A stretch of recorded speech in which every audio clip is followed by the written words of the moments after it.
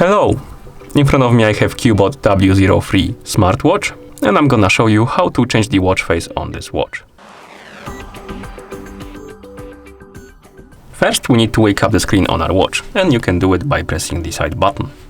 After you wake up the screen, you can swipe right on the screen to open the menu. Now, scroll through the menu by swiping on the screen, find the option called Setup and tap on it, and here select the option called Display.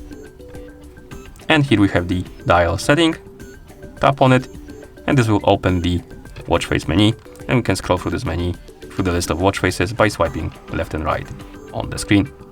Now find the watch face you'd like to use on your watch, and then tap on it to select it and apply it. And that's how you change the watch face on this watch. Thank you for watching.